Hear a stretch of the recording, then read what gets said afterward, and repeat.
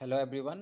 आज इस वीडियो में मैं उत्तर प्रदेश स्टेट जो पीजी मेडिकल कॉलेजेस की एडमिशन प्रोसीजर होती है उनकी रूल्स, एलिजिबिलिटी और कैसे आपको वहाँ पे कॉलेज सेलेक्ट करना चाहिए, इनके बारे में कम्प्लीटली डिटेल में एक्सप्लेन करने जा रहा हूँ। तो ये वीडियो उन सब कैंडिडेट के लिए काफ़ी इंपॉर्टेंट है जो इस साल उत्तर प्रदेश के गवर्नमेंट या प्राइवेट कॉलेजेस में एडमिशन देख रहे हैं, या तो वो दूसरे स्टेट के हो, एफएमजी हो, या फिर उत्तर प्रदेश के लोकल कैंडिडेट हो। तो ये वीडियो को लास्ट तक देखें और वीडियो में आगे बढ़ने से पहले आप इस चैनल को सब्सक्राइब करना ना भूलें। तो सबसे पहले मैं आपको अपना इंट्रोडक्शन दे देता हूँ। Hi, myself Kumar Madhav. I am a professional NEET counselling adviser with more than 13 years of experience in this counselling field. तो ये तो मेरा इंट्रोडक्शन था। अब हम लोग टॉपिक स्टार्ट करते हैं। तो अभी जैसे हमारे पास एक करंट नोटिस आई है, जिस नोटिस के तहत उत्तर प्रदेश में जिन भी कैंडिडेट ने पहले अप्लाई नहीं किया है उनके लिए एक गोल्डन अपॉर्चुनिटी है। वो राउंड वन के लिए वापस से उन्होंने डेट इंक्रीमेंट की है, जो कि आज 7 अक्टूबर 3 बजे से स्टार्ट हुई है। और वो 9 अक्टूबर तक 2 बजे तक रजिस्टर कर सकते हैं। तो ये रजिस्ट्रेशन प्रोसेस शायद लास्ट बार ओपन की गई है, आगे का नहीं बोल सकते हैं। तो जो भी इंटरेस्टेड कैंडिडेट हो जो उत्तर प्रदेश स्टेट के प्राइवेट या गवर्नमेंट कॉलेज में एडमिशन के लिए देख रहे हैं, वो अभी अप्लाई कर सकते हैं। तो उत्तर प्रदेश स्टेट में सबसे पहले हम लोग स्टार्ट करते हैं एलिजिबिलिटी से। तो एलिजिबिलिटी क्या है और उसके बारे में देखते हैं। तो candidate who have completed their MBBS from a government या private medical college of Uttar Pradesh state are eligible for government and private quota seat in Uttar Pradesh. Candidate who have passed MBBS from AMU या फिर बीएचयू या AIIMS Raebareli या AIIMS Gorakhpur are not eligible for UP state government quota. But वैसे candidate private quota के लिए eligible होते हैं। और जिन्होंने भी डीम्ड यूनिवर्सिटी उत्तर प्रदेश में सिर्फ एक डीम्ड यूनिवर्सिटी है, संतोष मेडिकल कॉलेज गाजियाबाद, तो उन्होंने अगर वहाँ से किया है तो they can apply for Uttar Pradesh state government and private quota. And FMG candidate are also eligible for private colleges of Uttar Pradesh. इसके साथ साथ candidate who have taken a medical PG seat through NEET PG are not eligible for admission in Uttar Pradesh until he or she can complete or pass the course whether he or she is currently admitted. मतलब इसका मतलब क्या हुआ, वैसे candidate eligible नहीं रहेंगे उत्तर प्रदेश के लिए जिन्होंने अभी रिसेंटली किसी मेडिकल कॉलेज में ज्वाइन कर रखा है कोई मेडिकल पीजी कोर्स। जब तक उनकी कोर्स कंप्लीट नहीं हो जाती है तब तक वैसे कैंडिडेट एलिजिबल नहीं रहते। हाँ, अगर आपको उत्तर प्रदेश के स्टेट कॉलेजेस में पार्टिसिपेट करना है तो आप कोर्स को डिसकंटिन्यू करके पार्टिसिपेट कर सकते हैं। उस कॉलेज की जो भी पेनल्टी है वो पे करके आप जा सकते हैं। And only UP state in service candidate are eligible for DNB seat through UP state counselling. जैसे बहुत सारे कैंडिडेट पूछ रहे हैं कि लाइक डीएनबी सर्विस, जो डीएनबी की जो सीट है वो कैसे अप्लाई करें। वो आप ऑल इंडिया के थ्रू अप्लाई कर सकते हैं अगर आप उत्तर प्रदेश स्टेट के इन सर्विस कैंडिडेट नहीं हैं। तो ये तो थी एलिजिबिलिटी की बात। अब हम लोग देखते हैं रिजर्वेशन पे। तो according to like Uttar Pradesh government state quota reservation SC category के लिए 21% है, एसटी के लिए 2%, ओबीसी के लिए 27%, और यहाँ पे ओबीसी नॉन क्रीमी लेयर है। और जो ईडब्ल्यूएस है उनके लिए 10% है। और जो पीडब्ल्यूडी कैंडिडेट है वो जिस भी कैटेगरी से बिलोंग करते हैं उनके लिए 5% इंडिविजुअल कैटेगरी में जो हॉरिजेंटल रिजर्वेशन बोलते हैं वो दी जाती है। और for EWS and OBC candidate certificate must be issued after 1 April 2024 are only valid. मतलब जिनका एक्चुअली कैसा होता है, ओबीसी या फिर ईडब्ल्यूएस जो नॉन क्रीमी लेयर होते हैं उनके लिए फाइनेंशियल ईयर कैलकुलेट की जाती है। तो जिन्होंने भी मार्च के बाद, मतलब 1 अप्रैल के बाद उन्होंने, या 1 अप्रैल या उसके बाद उन्होंने अपना सर्टिफिकेट लिया, वही सिर्फ सर्टिफिकेट वैलिड होंगे। और अगर हम लोग रिजर्वेशन माइनॉरिटी कॉलेजेस की बात करें तो अंडर रिलीजियस माइनॉरिटी 50% कोटा जो सीट्स होती है वो रिलीजियस माइनॉरिटी के कैंडिडेट के लिए रिजर्व होती है। और रिमेनिंग 50% कोटा जो सीट्स होती है वो ओपन कैंडिडेट के लिए रिजर्व होती है। तो माइनॉरिटी कॉलेजेस में भी 50% माइनॉरिटी कैंडिडेट के लिए, 50% ओपन कैंडिडेट के लिए रहती है। तो माइनॉरिटी यहाँ पे दो टाइप के माइनॉरिटी कॉलेजेस हैं। एक आपको मुस्लिम माइनॉरिटी कॉलेजेस हैं, दूसरा है जैन माइनॉरिटी। अब ये तो रिजर्वेशन की बात थी। अब हम लोग देखते हैं काउंसलिंग सीट अलॉटमेंट प्रोसेस के बारे में। तो काउंसलिंग जो यूपी स्टेट की काउंसलिंग की जो प्रोसेस होती है या रजिस्ट्रेशन की प्रोसेस होती है वो कम्प्लीटली ऑनलाइन होती है, जो कि यूपी नीट काउंसलिंग जो एक वेबसाइट है वो हैंडल करती है, जो DGME director general of medical education Uttar Pradesh के अंदर आती है। And there are 4 basic round in UP State Medical PG Counseling, and all round will be conducted in online mode. तो उत्तर प्रदेश स्टेट काउंसलिंग में एक भी राउंड ऑफलाइन मोड में नहीं होगी। ये राउंड 1 से लेके फाइनल राउंड तक स्टे हो या स्पेशल स्टे वैकेंसी तक हो, वो ऑनलाइन मोड में होगी। And there will be fresh choice filling in every round. तो आपने जैसे रजिस्टर किया, रजिस्टर करने के बाद सीट मैट्रिक्स आई, उसके बाद आपने चॉइस फिलिंग किया, तो चॉइस फिलिंग जितने भी राउंड होते हैं सब फ्रेश चॉइस फिलिंग होती है। आपने जो भी चॉइसेस राउंड 1 में फिल किए हैं, अगर आपको सीट नहीं मिलती या फिर आपको मिलने के बाद आप उस सीट को छोड़ देते हैं या फिर आप अपग्रेडेशन के लिए जाते हैं, इन तीनों केसेस में आपको वापस से नेक्स्ट राउंड में फ्रेश चॉइस फिलिंग करनी पड़ेगी। And after filling your choices in each round, choice locking is compulsory. ये उत्तर प्रदेश की काफ़ी इंपॉर्टेंट पॉइंट है, ये सारे कैंडिडेट नोट डाउन कर सकते हैं कि उत्तर प्रदेश में जो भी आप चॉइस फिलिंग कर रहे हैं, चॉइस फिलिंग करने के बाद आपने चॉइसेस को सेव कर लिया, उसे लॉक करना कंपलसरी है। अगर आप लॉक नहीं करते हैं तो आपकी जो भी चॉइस फिलिंग है वो नल कंसीडर की जाएगी, मतलब उसे कंसीडर नहीं की जाएगी, आपकी चॉइस फिलिंग 0 होगी। और उत्तर प्रदेश में upgradation is possible from round 1 to round 2 and till round 3। जैसे ऑल इंडिया में अपग्रेडेशन होती है और बहुत सारे स्टेट में अपग्रेडेशन होती है राउंड 1 से राउंड 2, राउंड 2 से राउंड 3, वैसे उत्तर प्रदेश में भी अपग्रेडेशन पॉसिबल है till round 3। If anyone want to upgrade if anyone want to go for upgradation, then it's compulsory to report in the nodal center। अगर किसी भी कैंडिडेट को अपग्रेडेशन करना है, अपग्रेडेशन का मीनिंग क्या होता है, आपको राउंड 1 में या राउंड 2 में कोई सीट मिली, आप नेक्स्ट राउंड में जाना चाहते हैं, इन दैट केस आपको आप जब एडमिशन अलॉटमेंट होती है, अलॉटमेंट के बाद आप जब अलॉटमेंट लेटर डाउनलोड करेंगे, वहाँ पे अलॉटमेंट लेटर में नोडल सेंटर का नाम होगा, उस नोडल सेंटर में जाके आपको वहाँ पे ऑफलाइन रिपोर्ट करनी पड़ेगी, तभी आप आगे का फर्दर प्रोसीजर कर सकते हैं। आपको अपग्रेडेशन में भी रिपोर्ट करनी होगी, फीस पे करनी होगी, तभी आप आगे जा सकते हैं। In case of upgradation, candidate are advise not to fill the previous round reported college in current round.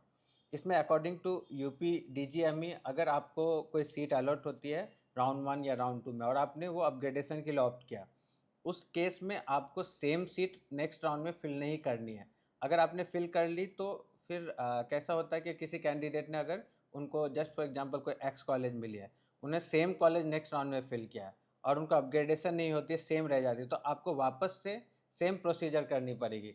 अगर आपने वो फिल नहीं किया, सेम अलॉट हो गई, तो फिर आपको प्रोसीजर नहीं करनी पड़ेगी, आप नेक्स्ट राउंड में जा सकते हैं या फिर डायरेक्टली जाके उस कॉलेज में रिपोर्ट कर दें। तो जैसे मैंने बोला उत्तर प्रदेश में 4 राउंड्स होते हैं, तो मैं राउंड 1 से स्टार्ट करता हूँ। तो जैसे राउंड 1 में कैसा आता है, सबसे पहले आपको register for counselling, pay the registration amount and security amount, wait for the seat matrix. Seat matrix के बाद आपको जैसे सीट मैट्रिक्स आएगी और यूपी DGME या फिर यूपी नीट जो काउंसलिंग अथॉरिटी है, वो अपने वेबसाइट पे एक डेट अपडेट करती है चॉइस फिलिंग के लिए। तो आपको वो चॉइस फिल करने हैं, चॉइस फिलिंग के बाद आपको चॉइसेस को लॉक करने हैं, चेक करने के बाद फिर उसके बाद रिजल्ट आती है, रिजल्ट आने के बाद आप अलॉटमेंट लेटर डाउनलोड कर लें, अलॉटमेंट लेटर डाउनलोड करने के बाद आप नोडल सेंटर पे जाके रिपोर्ट कर दें। और आपने राउंड 1 में रिपोर्ट कर दिया, फिर आप अपग्रेडेशन में गए हैं, तो वेट फॉर राउंड 2। और यहाँ पे एक इंपॉर्टेंट नोट मैंने मेंशन किया है कि this year UP state round 1 is a free exit, which means if allotted a seat in round 1, अगर आपको राउंड 1 में उत्तर प्रदेश स्टेट में कोई सीट मिलती है, you are not happy with that seat, या फिर आपका कुछ अलग रीज़न हो सकता है कि आप दूसरे स्टेट में भी ट्राई कर रहे हैं या फिर आप डिम्ड में ट्राई कर रहे हैं या गवर्नमेंट कॉलेज में ट्राई कर रहे हैं, इन दैट केस आप उत्तर प्रदेश के राउंड 1 को फ्री एग्जिट कर सकते हैं। तो फ्री एग्जिट ये पहले सिर्फ ऑल इंडिया और कुछ स्टेट में एप्लीकेबल थी, उत्तर प्रदेश में इस बार फर्स्ट टाइम एक न्यू रूल आई है कि आप उत्तर प्रदेश के राउंड 1 को भी फ्री एग्जिट कर सकते हैं।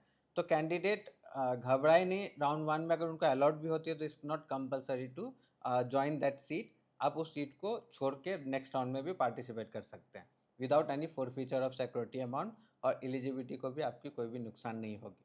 तो ये तो थी राउंड 1। फिर राउंड 2 की अगर हम लोग बात करते हैं, तो राउंड 2 में भी उत्तर प्रदेश स्टेट में फ्रेश रजिस्ट्रेशन अलाउड रहेगी इस बार। बहुत सारे कैंडिडेट ये पूछ रहे हैं कि उन लोगों ने बोला है कि रजिस्ट्रेशन फर्दर राउंड में ओपन नहीं करेंगे, करेंगे, don't worry about that thing, open करेंगे फर्दर राउंड में भी। आपने जिन्होंने भी राउंड 1 में रजिस्टर नहीं किया, वो राउंड 2 में रजिस्टर कर सकते हैं। रजिस्ट्रेशन करने के बाद उनको जो भी फ्रेश कैंडिडेट है, उनको वापस से रजिस्ट्रेशन अमाउंट और सिक्योरिटी अमाउंट पे करनी पड़ेगी। वो पे करने के बाद फिर सेम प्रोसेस जो राउंड 1 में फॉलो की जाती है, वो फॉलो करनी पड़ेगी। चॉइस फिलिंग करे, चॉइस लॉक करे, फिर अलॉटमेंट का वेट करे। और जिन कैंडिडेट ने भी राउंड 1 में सिक्योरिटी अमाउंट और रजिस्ट्रेशन ऑलरेडी कर रखा है, सिक्योरिटी अमाउंट पे कर रखा है, अगर उनको सीट नहीं मिलती है, डायरेक्टली वो राउंड 2 में जाके चॉइस फिलिंग कर सकते हैं, उनको वापस से रजिस्ट्रेशन नहीं करनी पड़ेगी। इन केस ऑफ अपग्रेडेशन भी आपको डायरेक्ट चॉइस फिलिंग करना है, तो इन 2 कैंडिडेट को रजिस्ट्रेशन और सिक्योरिटी अमाउंट वापस से पे नहीं करनी पड़ेगी। So upgradation is allowed from round 2 to round 3। ये भी पिछले साल ही रूल आई है कि उत्तर प्रदेश स्टेट में भी राउंड 2 से राउंड 3 में भी अपग्रेडेशन पॉसिबल है। In case of upgradation candidate have to go to the nodal centre and report again. अगर आपको राउंड 1 से राउंड 2 में कोई सीट अपग्रेड हो जाती है, तो आपको जो दूसरे, अगर हो सकता है कुछ कैंडिडेट के दूसरे कॉलेज अलॉट हो, उनकी नोडल सेंटर कुछ और हो, तो यूपी में बहुत सारे नोडल सेंटर है, जोन वाइज वहाँ पे डिवाइड कर दी गई है। तो आपको जो भी नोडल सेंटर अलॉट होती है, उस नोडल सेंटर पे जाके वापस से अपग्रेडेशन के लिए आपको सेम कॉलेज का जो प्रोसीजर होता है, जो आपने राउंड 1 में फॉलो किया है, वही करना होगा। आपको रिपोर्ट करनी पड़ेगी विथ ओरिजिनल डॉक्यूमेंट। और अगर फीस डिफरेंस होती है, जस्ट फॉर एग्जांपल आपको राउंड 1 में 20 लाख की फ़ीस मिली है प्राइवेट कॉलेज के केस में, और राउंड 2 में आपको कोई 25 लाख वाली मिल जा रही है सीट, इन दैट केस आपको 5 लाख एक्स्ट्रा डीजीएमई के नाम पे डीडी लेके वहाँ पे सबमिट करना होगा। और अगर आपको राउंड 1 में 25 लाख की फ़ीस मिली थी, राउंड 2 में आपको 20 लाख वाली मिल गई है, इन दैट केस जो 5 लाख का डिफरेंस है वो आपको रिफंड आ जाएगा, बट उसके लिए कुछ दिन आपको वेट करना पड़ सकता है। And if allotted a seat in round 2 then it's compulsory to join. और कैसा होता है, राउंड 2 जो है यूपी की, वो फ्री एग्जिट नहीं है। अगर आपको यूपी के राउंड 2 में सीट मिलती है तो इट्स कंपलसरी टू ज्वाइन। अगर आप उस सीट को ज्वाइन नहीं करते हैं तो आपकी जो 2 लाख प्राइवेट कॉलेज के लिए सिक्योरिटी अमाउंट है, या फिर जो गवर्नमेंट कॉलेज के लिए आप 25,000 या 12,500 पे करेंगे, वो सिक्योरिटी अमाउंट आपकी फोरफिट हो जाएगी अगर आप राउंड 2 में सीट को ज्वाइन नहीं करते हैं। And if candidate fails to join the security amount, same जो अभी मैंने बोला, if allotted a seat in round 1। And ये बहुत इंपॉर्टेंट पॉइंट मैं यहाँ पे बोलने जा रहा हूँ। किसी कैंडिडेट को अगर राउंड 1 में सीट अलॉट होती है और वो अपग्रेडेशन के लिए जाते हैं राउंड 2 में, बट राउंड 2 में कुछ गलती से उनको वैसी सीट मिल जाती है, या फिर कॉलेज का उनको आइडिया नहीं होता है, तो वो क्या करते हैं, वो सीट को छोड़ना चाहते हैं, तो वो छोड़ सकते हैं उस सीट को और with forfeiture of security amount, और वापस राउंड 3 में पार्टिसिपेट कर सकते हैं। तो ये भी पॉसिबल है कि आपको अगर राउंड 1 में कुछ सीट मिली, आपने वो सीट ज्वाइन करके अपग्रेडेशन में ऑप्ट किया, बट आपको राउंड 2 में अपग्रेडेशन में कुछ अच्छी ऑप्शन नहीं मिल रही है, आपको लगा कि ये सीट मुझे छोड़ना है, या फिर आपको दूसरे स्टेट में कुछ पॉसिबल ऑप्शंस थे वो मिल गए, तो इस केस में आप 2 लाख फॉरफिट करा के, इन case of private college 2 lakh forfeit करा के, गवर्नमेंट कॉलेज में 25,000 फॉरफिट करा के आप या तो यूपी के थर्ड राउंड में जा सकते हैं, या यूपी काउंसलिंग से एग्जिट करके दूसरे काउंसलिंग में पार्टिसिपेट कर सकते हैं। अब ये तो थी राउंड 2। अब बहुत इंपॉर्टेंट राउंड है यूपी की, जो जो है राउंड 3। तो कैंडिडेट राउंड 3 के लिए कौन कौन से एलिजिबल होते हैं? Candidate who did allotted any seat in round 1 or round 2 can directly participate in round 3. And round 3 में भी there is no free exit in round 3. If allotted a seat in round 3 then it's compulsory to join. In case if a candidate fails to join allotted seat then security amount get forfeited. तो अगर round 3 में आपको UP state में कोई seat मिलती है तो ये कंपलसरी रहेगा उसको ज्वाइन करना। अगर कोई कैंडिडेट फेल होते हैं उस सीट को ज्वाइन करने के लिए, या छोड़ना चाहते हैं, या उनको कहीं और सीट मिल जाती है, तो इन दैट केस उनकी जो सिक्योरिटी अमाउंट जो भी उन्होंने पे की है वो फॉरफिट हो जाएगी, वो छोड़ के जा सकते हैं, बट फर्दर राउंड के लिए, स्टे वैकेंसी के लिए वो कैंडिडेट एलिजिबल नहीं होंगे।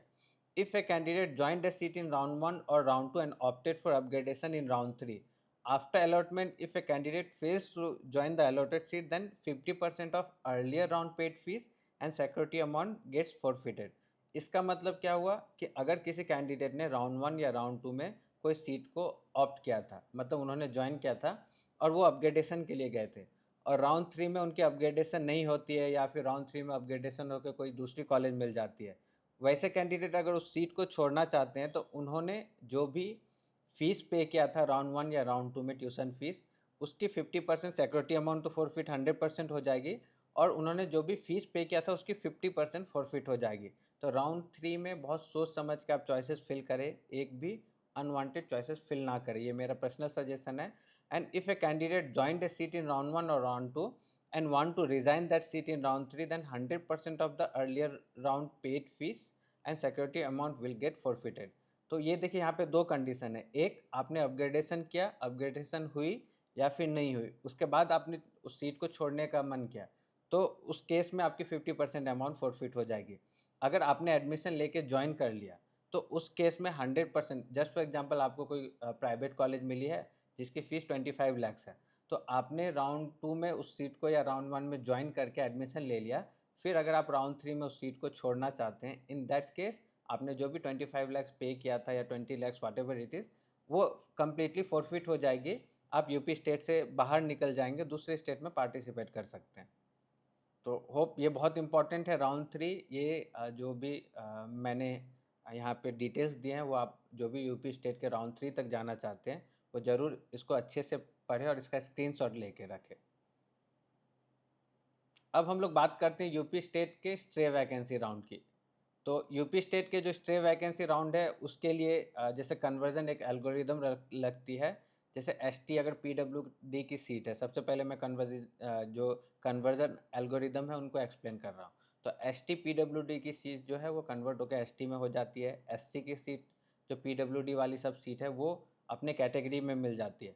वही एसटी की अगर कैंडिडेट कोई सीट नहीं ऑप्ट करते हैं, तो वो एससी में कन्वर्ट होती है, ओबीसी और या ईडब्ल्यूएस और माइनॉरिटी और एससी के जो भी सीट्स हैं, वो फिर अनरिजर्व कैटेगरी में कन्वर्ट हो जाते हैं स्ट्रे वैकेंसी के लिए।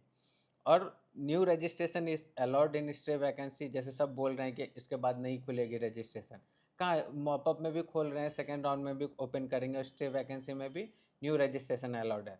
और कैंडिडेट, ये बहुत इंपॉर्टेंट एक है, who did not allotted any seat in earlier round are also eligible for stray vacancy round. ये तो है कि जिनको भी राउंड 1, राउंड 2, राउंड 3 अगर किसी ने फ्री एग्जिट किया है राउंड 1 में, वैसे कैंडिडेट एलिजिबल होते हैं यूपी स्टेट के लिए। बट जिन्होंने राउंड 2 या राउंड 3 में जिनको सीट अलॉट हो गई, वो स्टे वैकेंसी में एलिजिबल नहीं रहते हैं। तो candidate who joined any seat in all India counselling in any round are not eligible for stray vacancy round of Uttar Pradesh state. And all candidate who want to participate in stay round must need to pay 2000 registration fees। अब जैसे किसी candidate को round 1, round 2, round 3 तक में seat नहीं मिली है उत्तर प्रदेश में, तो वैसे कैंडिडेट को अगर स्टे राउंड में पार्टिसिपेट करना है, तो उनको वापस से 2000 की रजिस्ट्रेशन अमाउंट पे करनी पड़ती है उनको यूपी स्टेट में पार्टिसिपेट करने के लिए। और जिन्होंने भी रजिस्ट्रेशन पहले नहीं किया है, तो उनको रजिस्ट्रेशन अमाउंट के साथ साथ उनको सिक्योरिटी अमाउंट भी पे करनी है। बट जिन्होंने राउंड 1, राउंड 2 या राउंड 3 में ऑलरेडी पे कर रखा है, उनको वापस से सिक्योरिटी अमाउंट पे नहीं करनी है, बट उनको 2000 की रजिस्ट्रेशन अमाउंट पे करनी है। तो new register candidate must need to pay the security amount, ये तो क्लियर हो गई। और एक बहुत इंपॉर्टेंट है, candidate who joined any seat in all India counselling in any round are not eligible for stray round. मतलब जिस भी कैंडिडेट ने ऑल इंडिया से सीट ज्वाइन कर लिया होगा किसी भी राउंड के लिए, उनका जो डेटा है वो यूपी या फिर दूसरे स्टेट काउंसलिंग अथॉरिटी से शेयर कर दी जाती है, उनको डिबार्ट कर दी जाएगी स्टे वैकेंसी से। तो शायद ये राउंड 1, राउंड 2, राउंड 3 और स्टे वैकेंसी का कंसेप्ट क्लियर हो गया होगा। अब हम लोग देखते हैं कि यूपी की एडमिशन प्रोसीजर कैसे होती है, एडमिशन प्रोसेस कैसे चलती है। तो अगर यूपी में आपको अलॉट नहीं हुई सीट, ऑब्वियसली अगर राउंड 1 में अलॉट नहीं हुई, तो राउंड 2 में आप डायरेक्टली पार्टिसिपेट कर सकते हैं। राउंड 2 में अलॉट नहीं हुई तो राउंड 3 में कर सकते हैं। राउंड 3 में नहीं हुई तो स्टे वैकेंसी में वापस से 2000 रजिस्ट्रेशन अमाउंट पे करके पार्टिसिपेट कर सकते हैं। अगर आपको किसी भी राउंड में अलॉट होती है, इफ़ अलॉटेड ए सीट, तो आपको क्या करना है, अगर आपको यूपी स्टेट में सीट अलॉट होती है, तो सबसे पहले आपको लॉगिन करना है। लॉगिन करके जैसे जिस दिन रिजल्ट आई उसी दिन आपको लॉगिन करके आपको अलॉटमेंट लेटर डाउनलोड करना है। तो अलॉटमेंट लेटर डाउनलोड करने के बाद आपको वहाँ पे नोडल सेंटर मेंशन होगा कि आपका नोडल सेंटर ये है। जस्ट फॉर एग्जांपल किसी का केजीएमयू लखनऊ है, या फिर जीएसबीएम कानपुर है, या एलएलआरएम मेरठ है, या एक्सवाईजेड कॉलेज है। तो वो नोडल सेंटर आपको देख के उस नोडल सेंटर में जो यूपी नीट काउंसलिंग अथॉरिटी है, वो एक डेट रिलीज़ करती है उनके ऑफिशियल वेबसाइट पे। उसी डेट के अंदर में आपको वहाँ पे जाके रिपोर्ट करना होता है। रिपोर्ट करने के लिए क्या चाहिए होता है, आपको ओरिजिनल डॉक्यूमेंट्स चाहिए होते हैं, सेट ऑफ डॉक्यूमेंट्स होते हैं, वो चाहिए होते हैं सारे डॉक्यूमेंट। इसके साथ साथ जो भी कॉलेज आपको अलॉट हुई है, उनकी जो ट्यूशन फ़ीस है, जो मैं इस वीडियो में मेंशन करूँगा कि ट्यूशन फ़ीस क्या है, वो ट्यूशन फ़ीस की डीडी और ओरिजिनल डॉक्यूमेंट लेके जाके, और आपको एक सेट ऑफ जेरॉक्स या 2 सेट ऑफ जेरॉक्स और कुछ पासपोर्ट साइज़ फ़ोटोग्राफ होते हैं, वो लेके जाके आपको वहाँ के नोडल सेंटर में जाके दिए गए समय के पहले आपको वहाँ पे रिपोर्ट करना होता है। फिर रिपोर्ट करते समय और एक कन्फ्यूज़न रहेगा कि आपको डीडी किसको देनी है, कॉलेज को देनी है या किसके नाम पे डीडी बनानी है। तो वो जो ट्यूशन फ़ीस फर्स्ट ईयर की होती है, उसकी जो डिमांड ड्राफ्ट होती है, वो यूपी डीजीएमई के नाम पे बनती है, director general of medical education payable eight Lucknow. तो आप इसका स्क्रीनशॉट ले सकते हैं। तो ये डीडी बना के फिर आपको अगर अपग्रेड करना है तो आप कुछ नहीं, आप जाके वहाँ पे रिपोर्ट कर दें। जस्ट फॉर एग्जांपल आपको राउंड 1 या राउंड 2 में सीट मिली है, आप नेक्स्ट राउंड में भी जाना चाहते हैं बाय होल्डिंग दैट सीट, तो इन दैट केस आपको उस नोडल सेंटर पे जाना है, जाके वहाँ पे अपग्रेडेशन का विलिंगनेस देना है और नेक्स्ट राउंड की चॉइस एंट्री की वेट करनी है। फिर नेक्स्ट राउंड में अगर आपको कुछ सीट अलॉट होती है, जस्ट फॉर एग्जांपल आपको अपग्रेड हो गई, तो आप नेक्स्ट जो अपग्रेडेड सीट है वहाँ पे जाके वापस से सेम प्रोसीजर फॉलो करना होता है। फिर इसके बाद फिर जब एक डेट दी जाएगी, उस डेट में जाके कॉलेज में रिपोर्ट करना होता है। तो आपको इमीडिएटली कॉलेज में रिपोर्ट नहीं करना है, अगर आपने अपग्रेडेशन ऑप्ट किया या राउंड 1 में मिली है या राउंड 2 में मिली है सीट। अपग्रेडेशन के केस में सिर्फ नोडल सेंटर पे जाके आपको रिपोर्ट करना होता है, उसके बाद वेट करना होता है फर्दर राउंड का। तो ये तो थी एडमिशन प्रोसेस। अब मैं बहुत इंपॉर्टेंट लाइक एक पॉइंट डिस्कस करने जा रहा हूँ जो मैंने बनाया है। इस बार यूपी स्टेट में जो पॉसिबल जो शिफ्टिंग होगी गवर्नमेंट कॉलेज की, वो कितने रैंक, मतलब एक मैंने एक्सपेक्टेड एक रफ क्लोजिंग रैंक का एक मैंने आइडिया देने के लिए आपको एक लिस्ट बनाया है। अगर रेडियोलॉजी की बात करते हैं तो यूपी में रेडियोलॉजी की सीट काफ़ी कम है और लिमिटेड कॉलेजेस हैं। तो जिनके रैंक बिलो 800 हैं, राउंड 3 तक की मैं बात करूँ, स्ट्रे वैकेंसी या स्पेशल स्ट्रे वैकेंसी में अगर कोई सीट आती है तो वो लक बेस होती है। ऐसा नहीं कि वो 100% पक्का सीट है, वो आपको मिलना ही मिलना। आप लास्ट ईयर की क्लोजिंग रैंक मत देखें, आप देखें, एक एक गेस है ये मेरा कि राउंड 3 तक ही सेफ माना जाएगा। तो रेडियोलॉजी के लिए 800 900 रैंक के बिलो जिनका है उनको ही मिल सकती है। डर्मेटोलॉजी के लिए बिलो 2200 रैंक, मेडिसिन में बिलो 4000 रैंक, पीडिया में बिलो 9000 रैंक, ओबीजी में बिलो 10,000 रैंक। मैं ये सिर्फ जनरल कैटेगरी की बात कर रहा हूँ, रिजर्व कैटेगरी के लिए आप मुझे व्हाट्सअप कर सकते हैं। इसके बाद आप अगर ऑर्थोपेडिक्स की बात करें तो below 12,000, surgery below 14,000, ophthal below 16,000, ENT below 18,000, TB chest below 13,500 या 14,000, psychiatry below 18-19,000, anaesthesia below 24-25,000, pathology below 50-52,000 और रेडिएशन ऑन्कोलॉजी बिलो 19,000। तो ये मैंने सिर्फ जनरल कैटेगरी का ही एक एक्सपेक्टेड कट ऑफ कैलकुलेट किया है, क्योंकि कैटेगरी वाइज पूरे कैटेगरी का कैलकुलेट करना इस वीडियो में मेरे लिए पॉसिबल नहीं था, क्योंकि because of lack of time, मतलब मैं उतना मैनेज नहीं कर पाया टाइम, इसलिए मैंने सिर्फ जनरल कैटेगरी का मेंशन किया। अब इसके बाद हम लोग प्राइवेट कोटा की बात करते हैं। तो यहाँ पे कैंडिडेट बहुत इंपॉर्टेंट एक नोट कर ले, इस बार उत्तर प्रदेश स्टेट काउंसलिंग जो है वहाँ पे नेगेटिव शिफ्ट होने की संभावना है। ये मेरा अनुमान है, हो सकता है मैं गलत हूँ, बट मैं उतना गलत नहीं होऊंगा। कुछ परसेंटेज जो सीट्स हैं कुछ क्लिनिकल ब्रांचेस में ऑब्वियसली बी 100% श्योर कि वहाँ पे नेगेटिव होगी अकॉर्डिंग टू मी। तो रेडियोलॉजी का मैं सोच के चल रहा हूँ कि जिनके रैंक बिलो 35K हैं उनको ही मिल सकती है रेडियोलॉजी उत्तर प्रदेश स्टेट के प्राइवेट कॉलेजेस में। हो सकता है कुछ 1-2 हज़ार रैंक या 3,000 रैंक ऊपर भी जा सकती है। जब यहाँ की स्टेट मेरिट लिस्ट आएगी then I will update exactly. फिर डर्मेटोलॉजी के लिए बिलो 45,000 रैंक, मेडिसिन के लिए भी बिलो 45,000 रैंक। मतलब मैं जो ये एक्सपेक्टेड क्लोजिंग रैंक बोल रहा हूँ, ये कैंडिडेट इनसे बिलो जिनके रैंक है वो अपने आप को सेफ माने, इससे ऊपर मतलब बाउंड्री लाइन पे आ जाएंगे। फिर बहुत ज़्यादा ऊपर मतलब इम्पॉसिबल है, आप दूसरे स्टेट का बैकअप ले ले या डिम्ड का बैकअप ले ले, तो या फिर दूसरे ब्रांच का बैकअप ले सकते हैं आप, वो आपके ऊपर डिपेंड करती है। फिर पीडियाट्रिक्स के लिए बिलो 60,000, ऑप्शन गायनी के लिए बिलो 58,000, ऑर्थोपेडिक्स में बिलो 80,000, सर्जरी में बिलो 85,000, ऑप्थल में बिलो 95 या 98,000। अगर 98,000 के नीचे हैं तो दे आर सेफ। ईएनटी में बिलो 1.1 लाख, टीबी चेस्ट में बिलो 75,000, साइकेट्री में बिलो 1 लाख, एनेस्थेसिया में बिलो 1.2 लैक्स और पैथोलॉजी 1.5 लैक्स के बिलो। रेडिएशन ऑन्कोलॉजी की अगर हम लोग बात करें तो रेडिएशन ऑन्कोलॉजी में 95,000 रैंक के बिलो, और इमरजेंसी मेडिसिन की बात करें तो 90,000 रैंक के बिलो। तो कैंडिडेट इसका स्क्रीनशॉट ले सकते हैं, इससे जिनके रैंक बिलो हैं वो अपने आप को सेफ मान सकते हैं। इससे ऊपर रैंक वाले कैंडिडेट को कुछ ना कुछ बैकअप लेके चलना पड़ेगा। मैं बैकअप इसलिए बोल रहा हूँ, मैं किसी को डरा नहीं रहा हूँ, क्योंकि कंसेप्ट क्या है, इस बार जो उत्तर प्रदेश स्टेट काउंसलिंग है उन्होंने रजिस्ट्रेशन बहुत पहले स्टार्ट किया है और इस बार राउंड 1 में उन्होंने फ्री एग्जिट किया है। तो रजिस्ट्रेशन पहले स्टार्ट करने के कारण बहुत सारे कैंडिडेट ने अप्लाई किया, नंबर ऑफ़ कैंडिडेट बहुत ज़्यादा है इस बार यूपी के लिए, और फ्री एग्जिट होने के कारण बहुत सारे कैंडिडेट अप्लाई कर रहे हैं। वो राउंड 1 में लेंगे या नहीं लेंगे वो अलॉटमेंट के बाद डिसाइड करेंगे।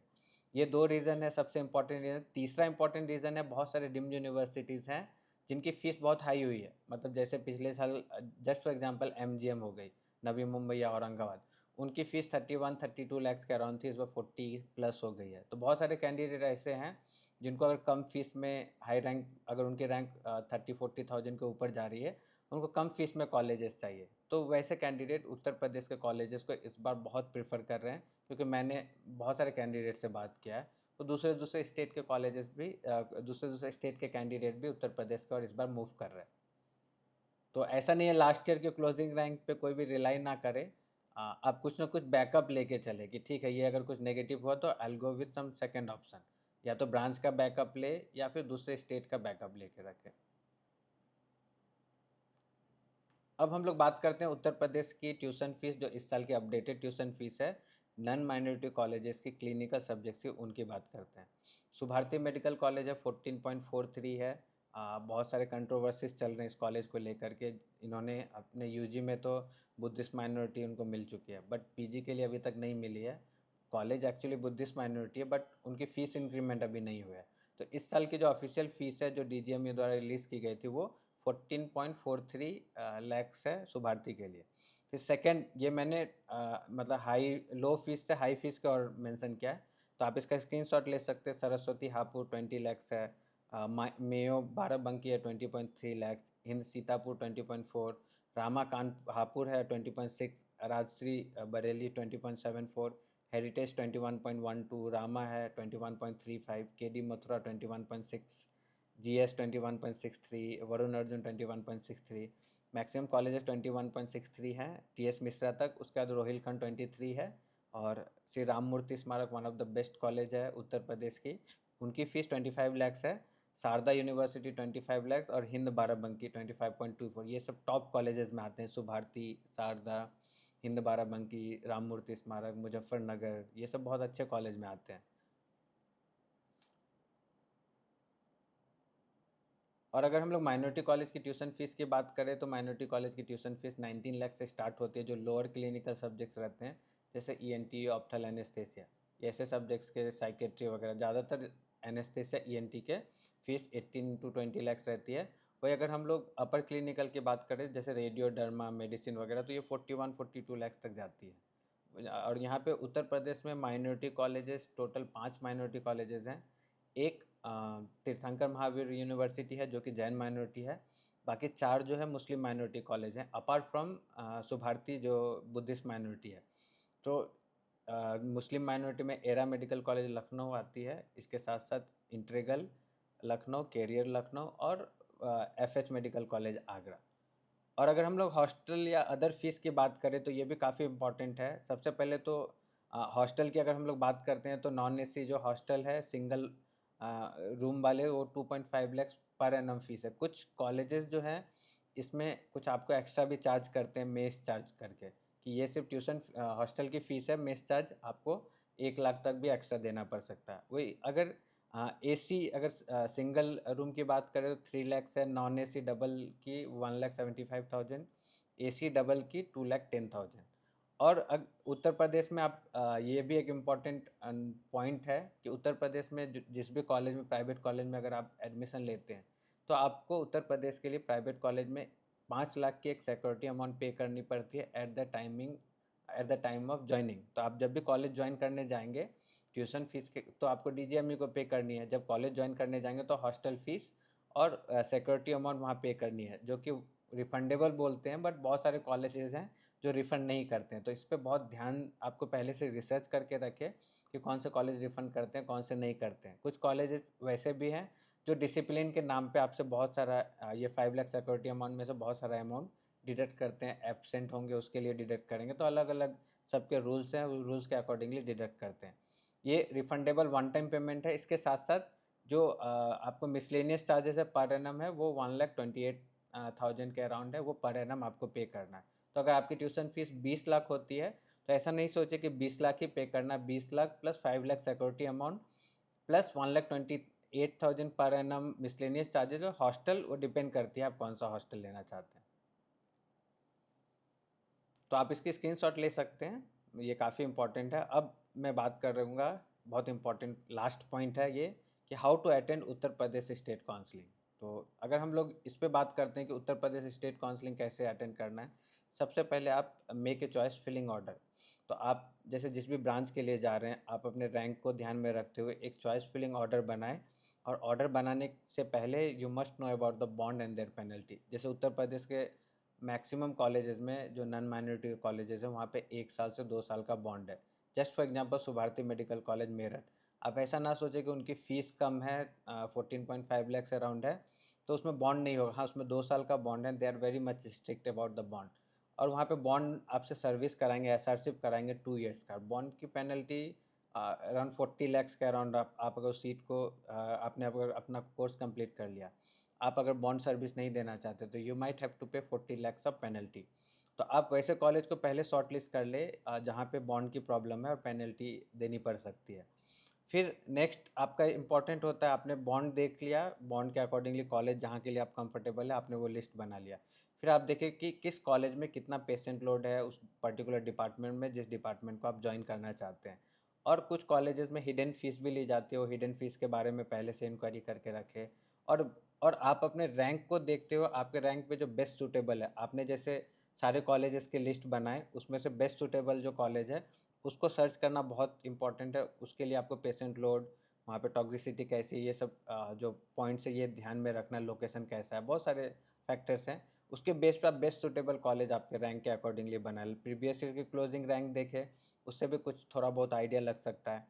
फिर इसके बाद आप एक चॉइस फिलिंग ऑर्डर रेडी करें, उस ऑर्डर के बेस पे ही आप चॉइस फिलिंग करें। ऐसा नहीं कि प्री वर्कआउट नहीं करेंगे तो हो सकता है आपके रैंक पे कुछ अच्छी कॉलेज मिलनी रहेगी, वो ना मिल के कुछ लोअर कॉलेजेस मिल जाए। तो प्री वर्कआउट करना काफ़ी इंपॉर्टेंट है। अभी आपके पास इनफ टाइम है उन सब पे रिसर्च करने का। रेसिडेंट से कॉन्टैक्ट करें, आपके सीनियर से बात करें, आप मेरे से पूछ सकते हैं। तो ये तो थी आपको best suitable choice filling order. फिर हैंड्स ऑन डिटेल, बहुत सारे कॉलेजेस हैं जहाँ पे आपको फर्स्ट ईयर में हैंड्स ऑन नहीं मिलती है। कुछ कॉलेजेस में तो 3 साल के दौरान भी हैंड्स ऑन नहीं मिलती है। कुछ कॉलेजेस में पेशेंट लोड इतने कम है कि हैंड्स ऑन मिलेगी ही नहीं। कुछ कॉलेज में पेशेंट लोड बहुत ज़्यादा है, हैंड्स ऑन इतना ज़्यादा है कि मतलब आप टॉक्सिसिटी महसूस कर सकते हैं। टॉक्सिसिटी मतलब वो आपके ऊपर डिपेंड करती है। फिर इसके ये तो हो गए हैंड्स ऑन डिटेल्स आपने पता कर लिया। फिर स्टाइपेंड कितना पे करते हैं, ये भी बहुत इंपॉर्टेंट है। कुछ कॉलेजेस अप टू 70,000 भी स्टाइपेंड पे करते हैं, तो कुछ कॉलेज है 18, 22, कुछ कॉलेजेस जो है रेगुलर भी नहीं है स्टाइपेंड। जैसे मैंने बात किया कुछ कॉलेजेस के रेसिडेंट से, तो उन्होंने बोला कि उनको 6 मंथ से स्टाइपेंड नहीं मिली थी, अभी रिसेंटली मिली है। वो भी ऑन पेपर दिखाते हैं 35, 33, 32, बट उनको इन हैंड काफ़ी कम मिल रही है, 25, 28,000 मिल रही है और वो भी रेगुलर नहीं है। तो आपको हो सकता है बाद में परेशानी हो, तो वैसे कॉलेज को आप नीचे रखें अपने ऑर्डर में। अगर उससे बेहतर कॉलेज मिल रहा है तो आप उसके लिए जाएँ। फिर इसके बाद टॉक्सिसिटी, देखिए टॉक्सिसिटी मतलब अकॉर्डिंग टू मी टॉक्सिसिटी वो नहीं होता है कि वहाँ पे आपको काम ज़्यादा है। टॉक्सिसिटी किसे बोलते हैं? काम ज़्यादा है मतलब रेसिडेंसी है ये, यहाँ पे तो आपको काम करना पड़ेगा और आप अगर आपके पास ऑप्शंस हैं कि वहाँ पे पेशेंट लोड बहुत ज़्यादा है, तो उसे टॉक्सिसिटी नहीं बोलते हैं, उसे वर्कलोड बोलते हैं कि वर्कलोड आपका ज़्यादा। टॉक्सिसिटी वो बोलते हैं कि कुछ एक्स्ट्रा करिकुलर एक्टिविटी आपसे कराया जाता है या फिर वहाँ पे आपको परेशान किया जाता है जानबूझ के। तो बहुत सारे जैसे मैंने रेसिडेंट से बात होती है, तो उनको खाना ऑर्डर कराया जाता है, उनको पेपर वर्क कराए जाते हैं, वो अपने काम उनसे कराते हैं। तो ये सब डिटेल्स आप रेसिडेंट से बात करके पहले से ही पूछ के रखें। और स्पेशली फॉर गर्ल्स कि कौन सा जो प्लेस है या फिर कौन सा जो सिटी है मेडिकल कॉलेज है वो कितना सेफ़ है, ये देख के चले। आजकल बहुत सारे इंसिडेंट होते हैं, बट यूपी के मैक्सिमम कॉलेजेस जो अच्छे लोकेशन पे सेफ़ है, कॉलेज के अंदर सारे कैंडिडेट या डॉक्टर सेफ़ है, बट मैक्सिमम कॉलेजेस में, कुछ कॉलेजेस को छोड़ के। फिर लोकेशन देखें कॉलेज का लोकेशन कहाँ पे, आपके होम टाउन से जाना आना कितना आसान है। आप ऐसा ना कि आपके रैंक के बेस पे अगर 2 सेम टाइप की कॉलेज मिल रही है, तो आप ऐसे कॉलेज में ले लें जहाँ पे आपको काफ़ी आउटस्कर्ट पेरिफेरल में हो जाए। तो नहीं, आप सिटी को प्रेफ़र करें जहाँ से आप दूसरे स्टेट वाले कैंडिडेट आसानी से आ और जा सकते हैं। फिर ये तो सब कुछ हो गया, आपने कॉलेज वगैरह शॉर्ट लिस्ट कर लिया, सब कुछ कर लिया। इसके बाद आपको नेक्स्ट होता है एक पूरे काउंसलिंग प्रोसेस को समझना कि ये काउंसलिंग प्रोसेस होती कैसे है, अपग्रेडेशन कैसे होगी, चॉइस फिलिंग कैसे करनी है, लॉक कैसे करना है, टेक्निकल डिटेल्स वगैरह जानने हैं, चॉइस फिलिंग ऑर्डर जानना है और आपको सीट मिल गई उसके साथ क्या करना है, लेके अपग्रेड करना है या उस सीट को एग्ज़िट करना है या उस सीट में एडमिशन लेना है। तो ये एंटायर जो काउंसलिंग प्रोसेस होती है, इसके रूल्स को आप बार-बार पढ़ें, उससे आपको बहुत सारा आइडिया मिल जाएगा और इसके साथ-साथ बहुत सारे डिटेल्स हैं। तो you can WhatsApp me